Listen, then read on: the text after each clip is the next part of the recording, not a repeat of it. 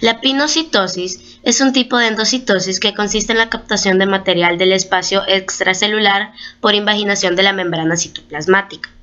La pinocitosis, de una manera más simple, se podría definir como un proceso por el cual las células toman pequeñas partículas. Una célula está rodeada por una barrera que encierra conocido como una membrana y, durante la pinocitosis, esta forma un hueco llamado invaginación. La invaginación se profundiza y se cierra en torno a las sustancias externas.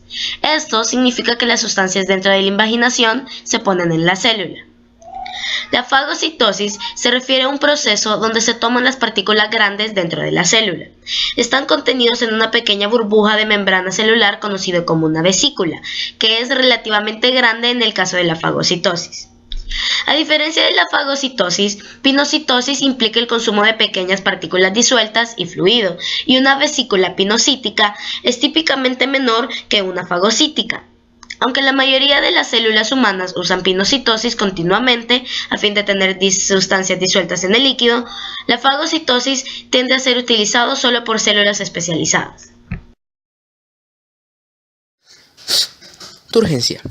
En biología se denomina turgencia o hinchar al fenómeno que ocurre cuando una célula se hincha debido a la presión ejercida por los fluidos o por el contenido celular sobre las paredes de la célula. En términos médicos, se denomina turgencia la elasticidad normal de la piel, causada por la presión hacia afuera de los tejidos y del líquido intersticial. Una parte esencial de la exploración física es la evaluación de la turgencia de la piel. Este fenómeno está íntimamente relacionado con la osmosis.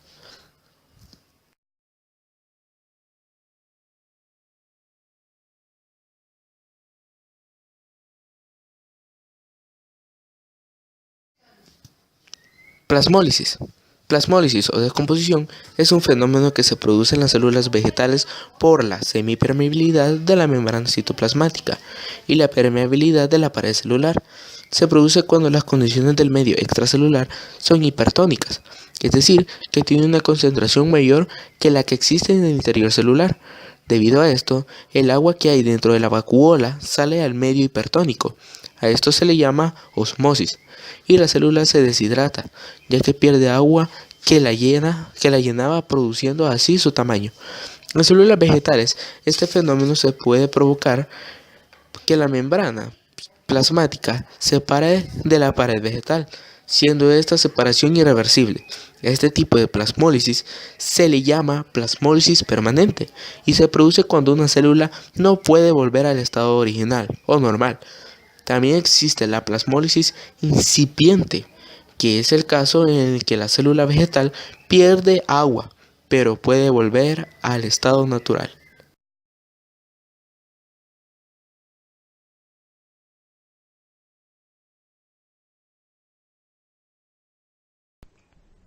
¿Qué es la osmosis? Concretamente, es el paso de moléculas de agua a través de una membrana semipermeable entre dos regiones de diferente concentración. Pero no nos quedemos con el titular. Profundicemos un poco más el tema. ¿Cómo funciona la osmosis? Imaginemos por un momento un recipiente lleno de agua dividido en dos por un trozo de tela. La tela, que vendría a ser la membrana semipermeable, permitirá que el agua se mezcle entre las dos mitades, debido a que las moléculas de agua son pequeñas. Luego, si agregamos a una sola mitad un componente de mayor tamaño, por ejemplo, moléculas de azúcar, la tela no permitirá que todo fluya por igual. Las moléculas de azúcar son de mayor tamaño y por lo tanto no pasarán por nuestra membrana. Teóricamente, las moléculas de agua podrían continuar moviéndose entre los dos lados. Sin embargo, lo que se producirá realmente es un mayor flujo desde el lado sin azúcar hacia el lado con azúcar. Esto sucede debido a que las moléculas de agua, al estar interactuando con las moléculas de azúcar, les es más fácil alejarse de ellas. En síntesis, el proceso osmótico consiste en el pasaje de algunas moléculas pequeñas desde una región muy diluida a través de una membrana semipermeable hacia una región de mayor concentración de moléculas más grandes. ¿Y cómo funciona la osmosis celular?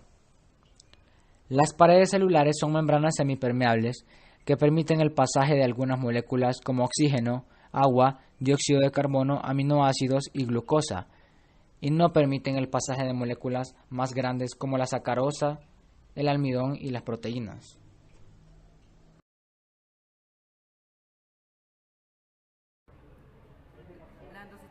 es la incorporación o entrega de productos a la célula como moléculas grandes o partículas se hacen englobándolas en una invagación de membrana citoplásica formando una vesícula que termina por desprenderse de la membrana y por incorporarse al citoplasma. La exocitosis es el proceso de transporte activo por la cual las células pulsan los cromosomas de su citoplasma reportándolas mediante vesículas de la membrana plástica. Este proceso contrario y complementario de la endocitosis permite a las células pulsar las sustancias de desecho o celulares. Hay que diferenciar la citosis regulada y citosis constitutiva, por las cuales las células pueden contener elementos normales proteínas continuamente a la membrana plasmática. Sin embargo, muchos pasos pueden ser estos mecanismos pueden ser avanzados. La diálisis es cuando una membrana separa una sustancia con diferente concentración a ambos lados.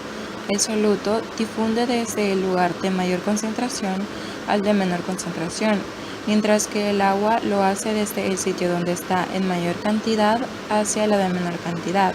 Este proceso es denominado diálisis y se define como el pasaje de una sustancia disuelta a través de una membrana semipermeable a favor de un gradiente de concentración y sin gasto de energía.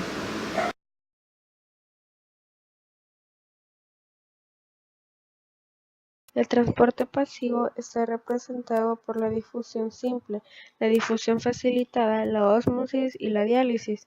Cuando hablamos de diálisis podemos mencionar que cuando una membrana separa una sustancia con una diferente concentración a ambos lados, el soluto difunde desde el lugar de mayor concentración al de menor concentración, mientras que el agua lo hace desde el sitio donde está en mayor cantidad hacia el de menor. Este proceso, denominado diálisis, se define como el pasaje de una sustancia disuelta a través de una membrana semipermeable a favor de un gradiente de concentración y sin gasto de energía. Típicamente, una solución de varios tipos de moléculas es puesta en un bolso semipermeable de diálisis, como por ejemplo en una membrana de la celulosa con poros y el bolso es sellado. La ósmosis trata de cuánto solvente pasa a través de la membrana, mientras que la diálisis trata sobre qué tipo pasa. Por ejemplo, en diálisis, al remover toxinas de riñones enfermos, las moléculas pequeñas como la urea son filtradas por una membrana con permeabilidad diferencial, mientras que las moléculas más grandes como las proteínas y el almidón no.